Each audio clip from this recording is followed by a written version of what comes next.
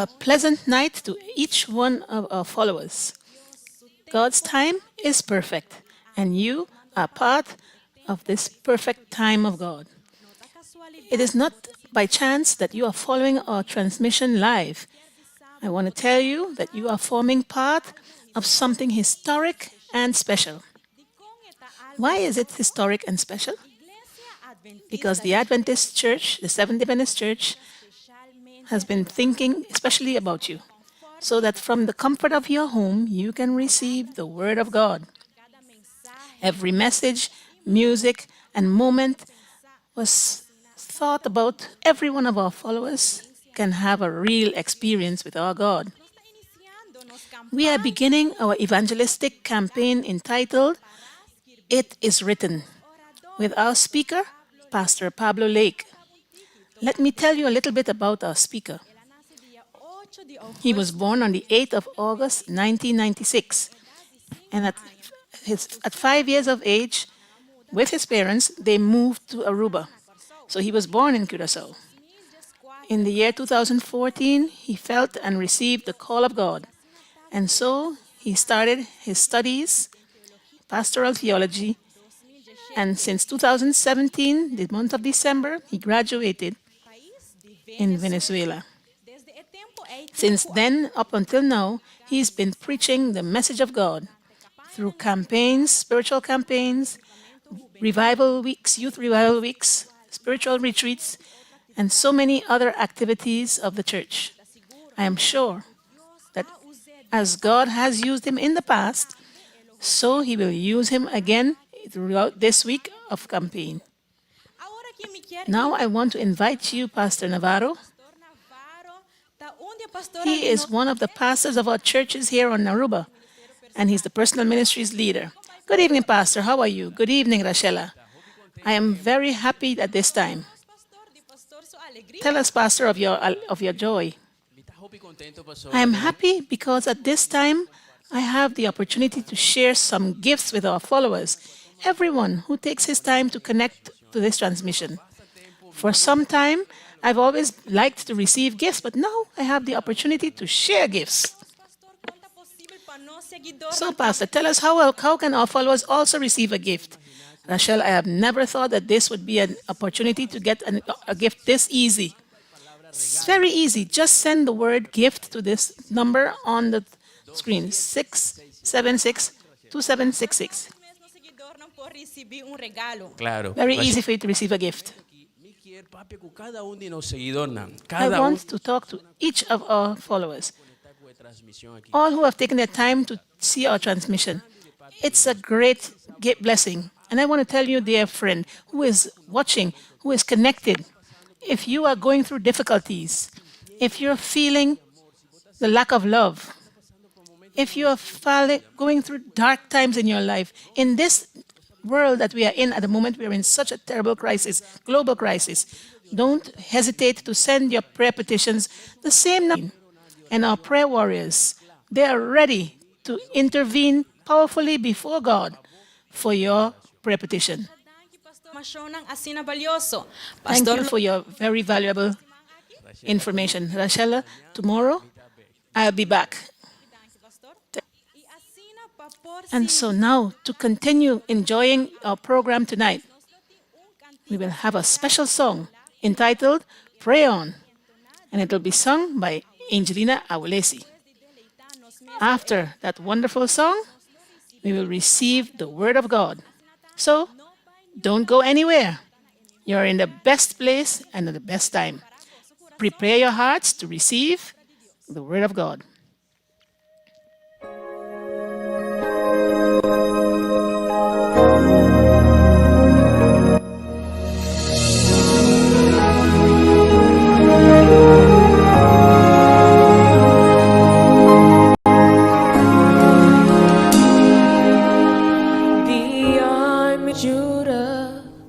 Was paralyzed by fear when they heard a mighty multitude was drawing near. But as we pray for deliverance, the victory would begin. But when we call upon the Lord,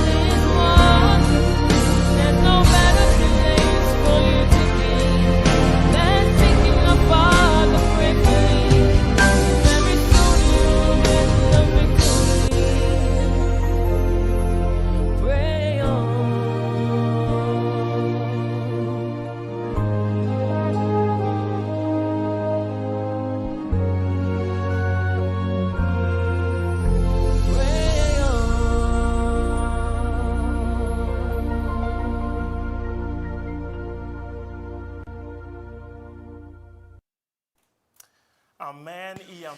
Amen and amen. How beautiful reminder. Pray on. Queda esa. Soon you will win the victory. Thank you, Angelina, for that powerful message. Evening to you, my friends who are in tune with us tonight. A special, extraordinary evening.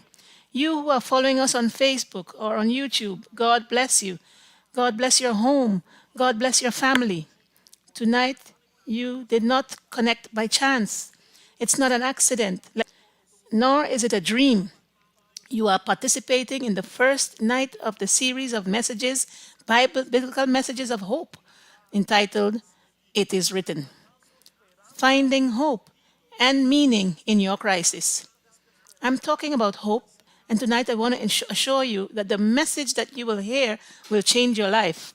Your life will never be the same. God will manifest Himself to you. God will manifest to your family. Now I want you to listen carefully. A good news. Can it be only good for you? Did you think about your colleague on a job? Did you think about your neighbor? Did you think about your friend? So for tonight, I have my phone in my hand because I want to give you a challenge. Are you ready for the challenge?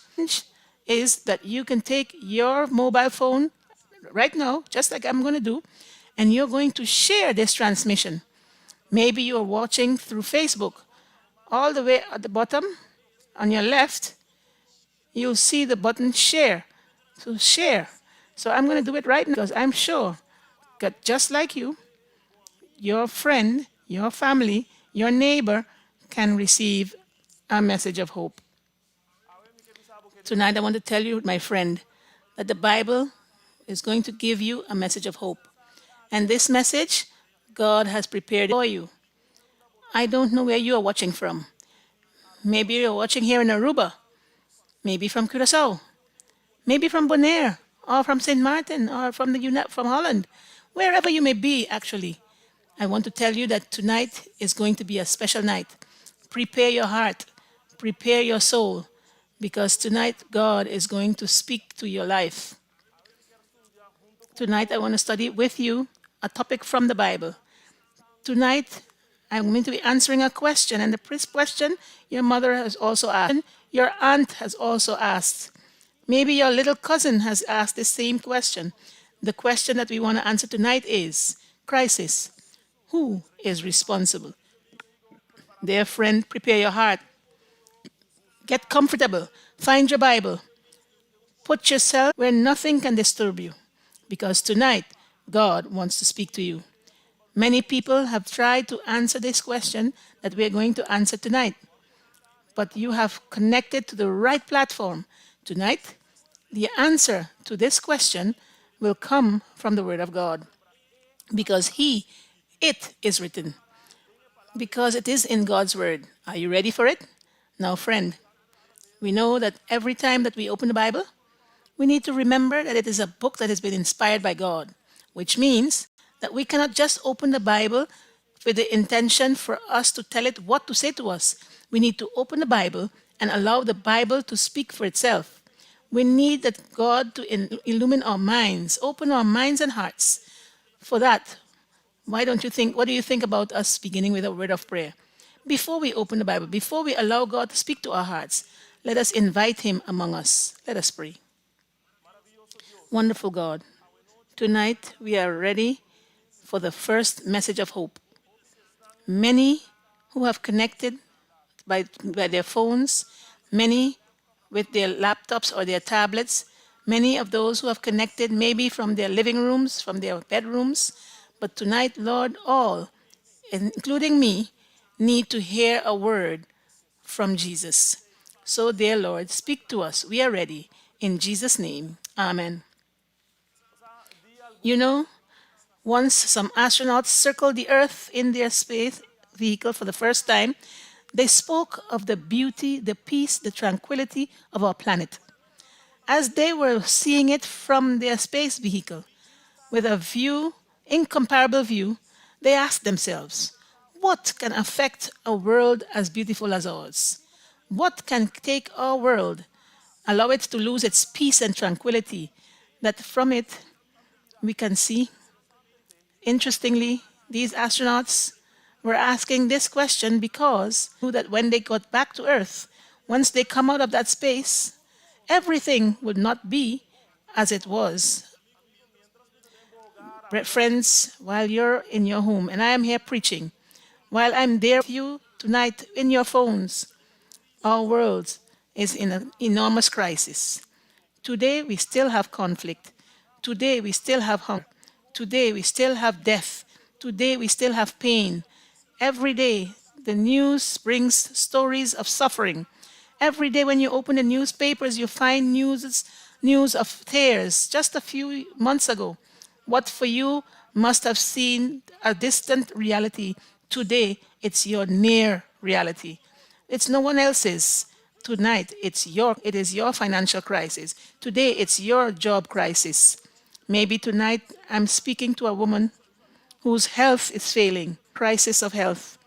Maybe tonight I'm speaking to a man whose marriage has failed, and so you're in a marriage crisis. Our world, dear friend, is in crisis. But I want to ask you a question. Have you thought about why good people suffer just like bad people? Have you ever thought why our world is facing one of its economic crisis, biggest economic crisis in after 10 years? Have you thought about why so much injustice, abuse, and violence? I'm sure that tonight I'm speaking to someone, whether it be through Facebook or YouTube, who is asking him or herself, who is the one responsible for this crisis? Maybe I'm speaking to someone who is affected by the reality of this world. And in your heart, you are asking, why is this happening? Why is our world in such a big problem? Why is our world in such a health crisis? Why is in our world in such a financial problem, including that even the most powerful person in the world is not finding a solution? Tonight I want to tell you that you have these questions in your heart. Do you have these questions in your heart? Don't ask yourself this question anymore. Tonight, the Bible has the answer. The Bible has the answer to your most profound questions. The Bible has the answer for your doubts. Do you want to know the answer from the Bible? Let me tell you a story to illustrate. Some time ago, a newspaper in the state of Florida in the United States published the story of a man who was shocked by an electric cable, a high voltage electric cable. Of course, he was badly wounded, and urgently they called the ambulance, and quickly the ambulance arrived. After he was taken and interned in the hospital for a while, thank God, this man survived. However, a short time after, this man received the bills that was for what has been his treatment in the hospital that he now had to pay. After he had been insured by an insurance company for a long time, he decided to send these bills to the insurance company to pay. But to his surprise, the insurance company refused to pay the bills. Let me tell you something. When this man realized that his insurance was refusing to pay, he couldn't believe what was happening. He had just gone through a terrible accident. He had just gone through such a dangerous time when his life was hanging on a balance. And now, after coming out of the hospital, he has to pay, and his insurance company is refusing to pay. But why? When the man took the bills to the insurance company, this man, their friend, received the information, a letter from the insurance company saying that they will not pay these bills because the accident that he had had was an act of God. So to his surprise, after going to courts, the courts agreed with the insurance company with this statement. My friends, this man, can you imagine? He was furious. He was angry. He couldn't believe what had been decided. And so he made a decision, a surprising decision. This man decided to file a complaint against God. God and his representatives. He felt that if God was the one responsible for his accident, then he would start a case against God and 55 Christian churches in his city where he lived. Finally, the day arrived. Case in courts, this session almost finishing, one of the pastors of the 55 churches stood up and defended himself, saying about this accident, to use this expression that it's an act of God is totally wrong and it's unfounded. God, the pastor said in courts, God was not responsible for the accident. It must be said that it was an act of Satan. Wow, how an interesting story. Dear friend, it is very important for you to understand tonight that there are two powers contrary to each other in this universe. A force for good and one for evil. One of these forces is the powers of heaven, and the other is the powers of hell. Contrary to many people's thoughts today, God in no wise is responsible for the evil in our world. God in no way is responsible for so much pain, contrary to what many people think, and maybe even you, my friend, is thinking, that God is the one responsible for sickness that we are now facing, that God is responsible for the suffering, the diseases that today people are struggling with. I want you to know tonight that God is the author of love and blessing, author of blessings, and Satan is the author of hate and suffering. Do you have your Bibles with you tonight? I want to take you in the Bible so that we can study this message. I want you to look in the Bible how the Word of God in the book of Jeremiah, many people today to God, complain about God and distance themselves from God, thinking that God is the one who put them in this problem, thinking that God is the one who put them in the family problems, thinking that God is the one who destroyed your marriage. But let me tell you tonight, we are going to see the answer, and the answer is written. The book I want us to read is called Jeremiah. Just Isaiah, Jeremiah we can find, and I want to look at chapter 31 of the book of Jeremiah. And so if you have your Bibles, I want to invite you to take it with you. In the book of Jeremiah chapter 31 and verse 3, the Bible says something interesting. I want you to look at it with me. Let's look at it. The verse says, the Bible says, yes, I have loved you with an everlasting love, loving kindness I have drawn you. How beautiful, how wonderful. God's love is eternal. God never changes. God does not bring evil upon you. God is love. My friends, the Bible teaches us that when God created this world, He created no defects. He created a man and a woman who were perfect. Both were living in a perfect atmosphere. God's desire was, and God's desire always is, for people to be happy. I need to tell you in reality that even today, God's desire for us and for you is for you to be happy. What God most wants is to bring hope to life. What God most wants is to bring meaning to your life. But unfortunately today, we talk about a crisis because it has an author. We talk about disease. We talk about constant problems because they have an author. But listen to this. It is important. Pay attention. When you take the Bible and you study it carefully, you have no doubt that the question that tonight we are ourselves, who is responsible for our crisis? According to the Bible, the one who is responsible for your crisis, the one who is responsible for my crisis, his name is Satan. Yes, my friend. The one who is responsible for your crisis has no other name. The one who is responsible for your crisis doesn't have another last name. His name is Satan. And I want to tell you, dear friend, that tonight, more than ever, God wants you to understand that He's a God of love. Today, more than ever, God wants you to change your mentality, that you can see things in the correct perspective, because God has a plan to save you, because God has a plan to give you hope, because God has a plan to give you meaning. And unless you see God in the correct image, you will never appreciate his plan of salvation. Tonight, you and I are in a crisis. But let me tell you that you and I actually are in the epicenter of a cosmic drama. And the most interesting thing is that we are not spectators in this drama. You understand me? We are not just people who are looking at this drama. We are not just looking at it happening, we are directly involved. When you believe in the theory that says that Satan is just a myth, a philosophy that is unreal, you will not be prepared for the great battle in which your soul will be determined. Tonight, God does not want you to live in a lie anymore. He wants you to live with meaning in your crisis. What I'm telling you is written. What I'm telling you is in the Word of God.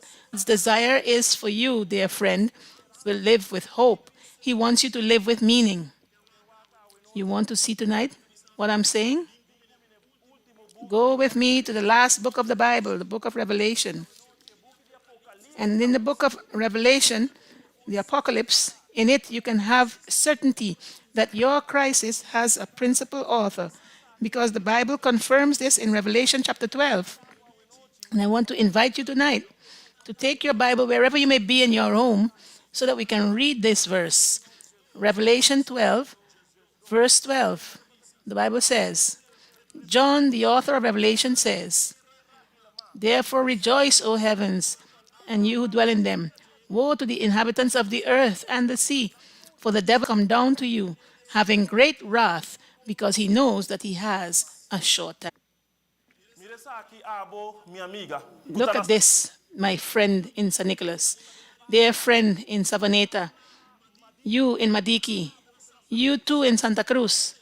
The Bible tells us that Satan is full of fury. He is full of anger of the earth. Satan is upset with you. His plan is to destroy your family. His plan is to destroy your health. My brethren, the Bible is clear. Satan is the one creating crisis and problems in our lives. For this reason, the Bible warns us to be sober, to be vigilant, because the devil is walking around like a lion, seeking whom he may devour. God's plan, however, is to rescue you from this great crisis. God's plan is to rescue you from the great conflict of our world. God's plan is to give you back your joy and your freedom. God's plan is to give you a future and a hope. But Satan's plan is to break you down, to destroy you, to eliminate your joy, to take you far from your salvation. Today, you who are looking, watching, you can decide for God's plan. What do you think? Today, you can accept the love of God. If you are listening to this message through Facebook or YouTube, I want you to write in the comment box right now, "I accept God's plan." Don't be afraid. Take your phone, if you have it in your hand, and type in the comment. Find out that Satan has a plan to destroy your life and your family, a plan to end your happiness. I want you to say tonight, "I do not accept Satan's plan, but I accept the plan of God." If you have your face open, your YouTube, write in the comments, "I accept the plan of God." But now, you understand that Satan is the one who is responsible. Now that you are understanding that Satan is the one who is creating these pains in your heart, times when you're in your room crying, times when you're in your living room and your heart knows, times when you are in your bathroom and in your heart you have sadness and no one knows. Now you understand that Satan is trying to break your joy and your salvation. Dear friend, maybe there's someone who is struggling to understand the origin of Satan. Maybe for you it is difficult to understand Satan's origin, but I want to tell you that even that is written. It is unbelievable, but Luke chapter 10 verses 18 says that Satan fell from heaven. Yes, Satan fell from heaven. Satan, or Lucifer as he was called, was a beautiful angel. He was a powerful angel in heaven. Unlike the way how Satan is being drawn nowadays, when we see him in cartoons, we see him with some, my dear friend, this is important.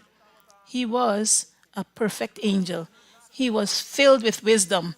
He was filled with splendor. He enjoyed the highest position among angels in heaven. But friends, something happened. The book of Isaiah, are you ready to see in the book of Isaiah?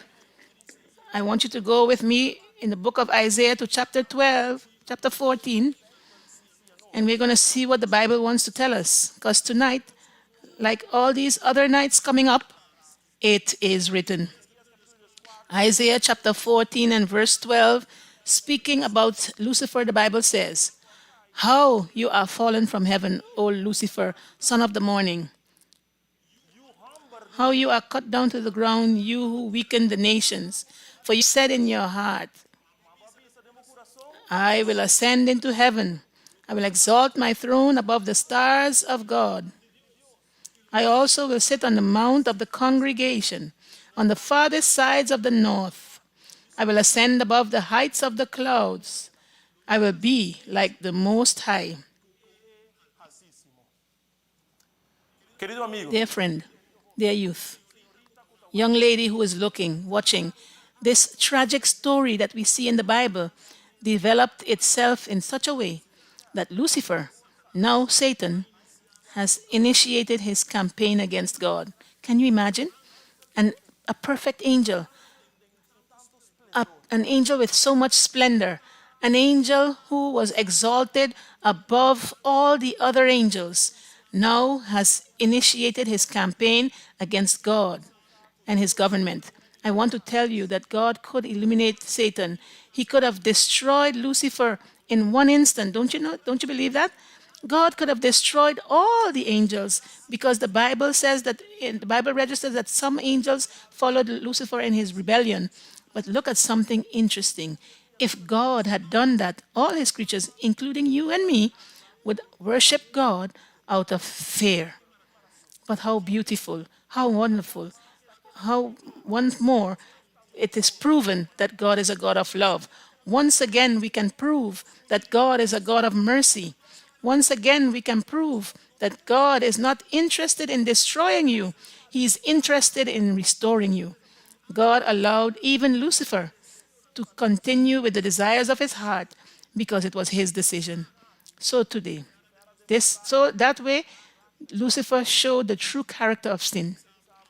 I want to tell you tonight that the essence of sin is this, that you want to be your own God. The essence of sin is this, that you want to exalt yourself higher than God. The essence of sin is, dear brother, dear one who is listening in Curaçao, in Aruba, in Bonaire, wherever you may be, I want to tell you that the essence of sin is when you decide to be your own God. You're understanding that through all this, there was a war in heaven. The place of perfect harmony, the place where presence abides.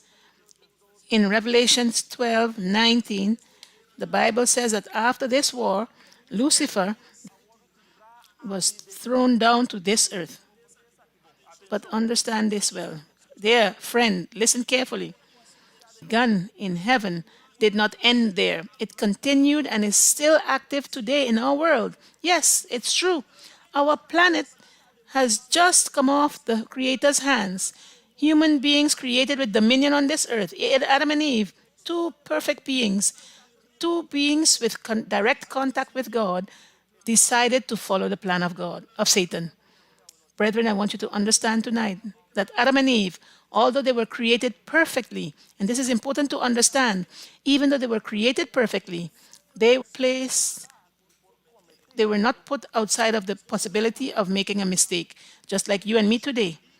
They had the free decision to love and obey God or choose to ignore the instructions of their Creator. You and I, we are before the same dilemma.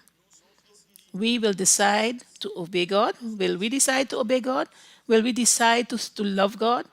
In your life, who are you worshiping? In your life, who do you love? In your life, are you following the instructions found in God's holy word? But wait a minute. The loyalty of Adam and Eve was going to be tested. According to Genesis, we will see that the test of loyalty was centered on one tree in the garden that God put there with them. Go with me to the book of Genesis tonight. In the book of Genesis, dear friend, and I want you to look in your Bible if you have it. You will see that interesting moment. You will see that interesting action. In the book of Genesis, my friends, when you look at chapter 2 and verse 16 and 17, you will see the following. And the Lord God commanded the man, saying, of every tree of the garden you may freely eat, but of the tree of the knowledge of good and evil you shall not eat. For in the day that you eat of it, you shall surely die. What an interesting thing. As a matter of fact, it doesn't even seem to be a lot to ask. The promise, the human received the ability to eat of every tree in the garden except one. But now, my friend, Satan has his ways always to impose on God's authority. He uses people, he uses organizations, he uses governments, and even a serpent. This story in the Bible is a sad one. Eve was confronted by Satan, tempted by Satan, fooled by the enemy of our souls. Eve believed and accepted Satan's plan, and after that, she involved Adam. Genesis 3 reveals the whole drama, the beginning of the crisis that now in our planet exists. Problems, the beginning of pains. Genesis 3 expresses it. The beginning of death and separation in Genesis 3, we find it. God's plan now was under attack. God's plan now was being contradicted. Adam and Eve, the first human beings created by God, received the test of loyalty to God. They later discovered that something went wrong. For the first time in their lives, they felt fear. First time in their lives, they felt shame. Let me tell you, first time in their lives, they felt guilt. And this was because of disobedience to God. They lost everything. They lost happiness. They lost perfect love, fellowship with God. The garden that was their home, they lost it. The dominion over the earth, they lost it. Satan now declared himself as the prince of this world with dominion over it. My friend, you who is in Madiki, you who is in Roikochi, or in Moko or Paradera, pay attention. This is important. Our world was created perfectly. Our world that was created without spot or blemish now is under serious threat and constant threat by Satan. It is easy to blame God for your pains. It is easy to blame God for what is happening to you. It is easy for you to say it is because of God that I am in this situation now. It is easy to say it's because of God we have bad people today. It seems that if we are living without problems, and it seems as if the good are suffering, it is easy to blame everything on God. But dear friend, I am sure that you are understanding based on the word of God that it's not like that. God is a God of love. And tonight, he wants to express his love, his infinite love to you. It's easy for us to blame God, but let me assure you tonight that it's Satan's strategy to make you think that God is the author of your pain. Do you understand me? It's the strategy of Satan to make you think that God is the author of your needs, your most profound needs. This he does because he wants to take you to hate God. He wants to make you to separate yourself from God. Because what happens, dear friend, when the moment you start seeing God as the author of your problem, as the author of your suffering, automatically your heart goes away from him. From the moment you see God as the author of your situation, your financial situation, your job situation, automatically your heart separates from God. It's a strategy that Satan uses to make you think that it is God who was in control of your life.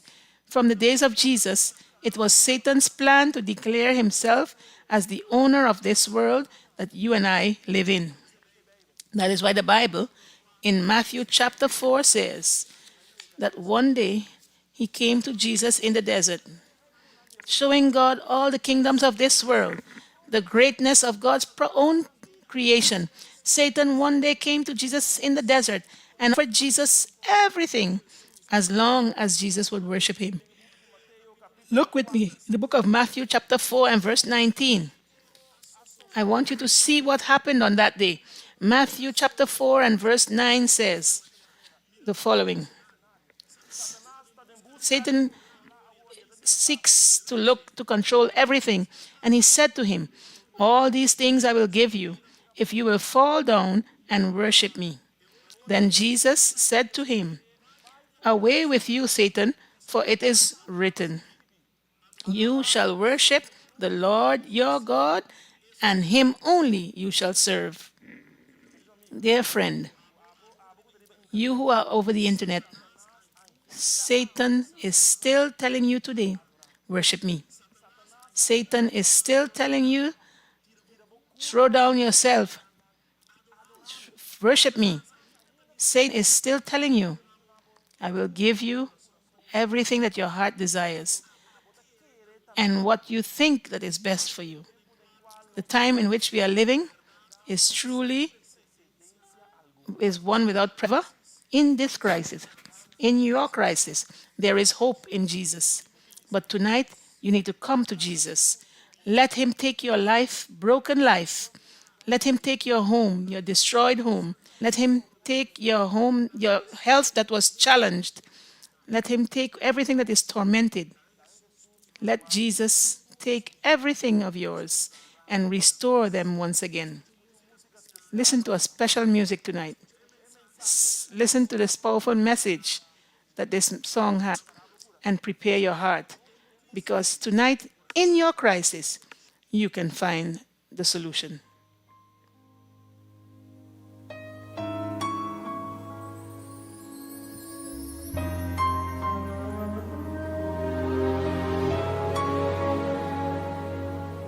My physician tried in vain for 12 long years of pain. It's proof that there is nothing they can do. But I just heard somebody say there's a healer on the way.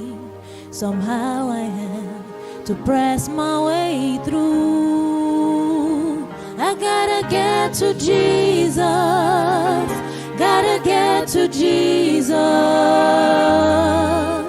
I know that is the answer to my need. Bring him all my problems, only he can solve them. Mend the broken pieces, gotta get to Jesus.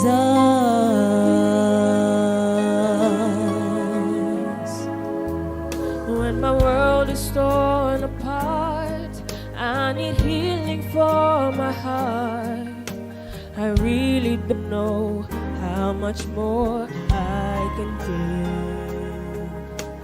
take. Trapped inside a cloud of disbelief and doubt, I only know one way of escape. I gotta get to Jesus, gotta get to Jesus. I know that is the answer to my need. Bring him all my problems, only he can solve them. Mend the broken pieces, gotta get to Jesus.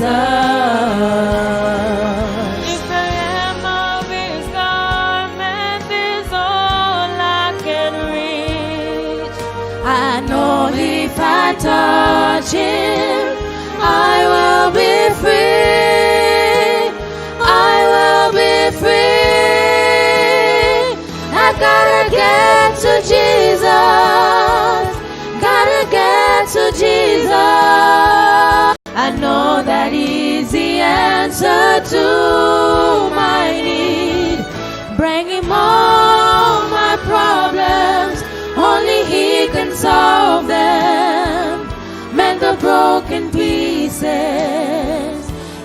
get to Jesus. Bringing all my problems, only He can solve them. Mend the broken pieces. So many broken pieces. Gotta get to Jesus.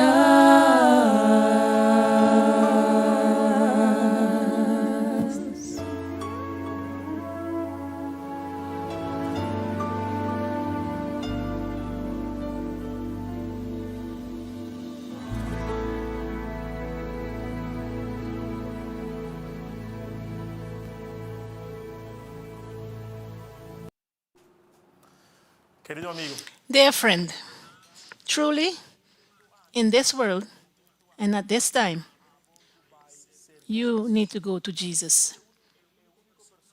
He is the only one who can restore your life. He is the only person who can restore your family. He is the only person who can restore your health. I'm speaking to a youth that all your dreams have fallen apart. They've broken. And you personally don't feel any reason to go on. Maybe I'm talking to a father, a man of his home. You don't feel the desire to go ahead. Maybe I'm talking to a young lady, a mother. You're seeing your children, watching them every night, and asking yourself, how am I going to feed them tomorrow? I want to tell you that the crisis of our world has an author. The author is Satan. But as soon as you realize that he is the author, that's when you need to run to Jesus. Jesus is calling you today. Whether you be a young man or woman who is watching, a young lady, a young lady or young man, God is calling you. And so tonight, I want to invite you to make a decision. Today you are here. Tomorrow, you have no idea. If I ask you in 5 minutes, where would you be? You couldn't answer. So tonight is the night of decision, the night of your commitment with God. God is at the point of doing a miracle in your life. You haven't got the slightest idea what God has planned. You cannot even imagine your life with God and what it would be like. But tonight, I want to invite you to make a decision for Jesus.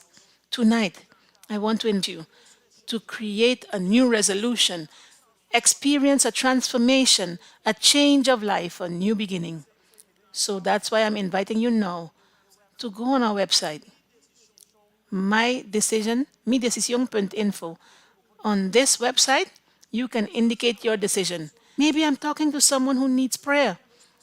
You want one of our pastors from the Seventh-day Adventist Church pray with you. Maybe I'm talking to someone who tonight you started to study the Bible and you realize that there's a special message of hope for your life in the Bible, for your family. And tonight you want to say, I want to study the Bible. Maybe tonight I have someone who simply in his heart is saying, I want a new beginning. I don't want to be the same anymore. Tonight, you, dear friend, can decide for Jesus. I want to invite you to go on our website, midecision.info. Express your decision. And then from here, our team who gets information will process it and contact you. But allow God's plan to begin tonight. I want to pray with you. And I want to ask God to bless your family, your home. Thank you. Message to go into your homes tonight. But tomorrow, God wants to speak to you again. Tomorrow, God wants once again to tell you that there is hope, that there is meaning in your crisis. Everything is not lost. There is still hope. You can still smile. You can still look to heaven. You can still be happy because as soon as you give your life to Jesus, there's hope. midecision.info. Go on this website tonight. Don't let another hour pass unless you seal your decision for the Lord tonight, wherever you may be, in your living room, in your bedroom, in at the back of your house, maybe in Madica Town, San Nicolas, Savaneta, Curacao, Bonaire, St. Martin, wherever you may be. Tonight, I want to pray for you. Be gracious. Bow your heads, close your eyes, and let's pray. Dear God, tonight there's a young one who's suffering. In his heart, he is hoping for something better. Tonight there's a young lady who's suffering. In her heart, she is looking for a new start. Tonight there's a young man, a gentleman, who is worried and feels pain, and he's longing for a change in his life. Lord, you know. You know his situation. Please come to his rescue. Change his life. Give him peace and joy, because tonight we have understood that you are a God of love. All these we give you thanks, trusting in your promises. In Jesus' name, amen. Dear friend, I will be waiting for you tomorrow evening, 7:15, on the same media, on the same Facebook page, Misión Aruba de Iglesia Adventista de Siete Días. Tomorrow on Mega 88.1 FM. Allow hope to enter your life. Good night and God bless you.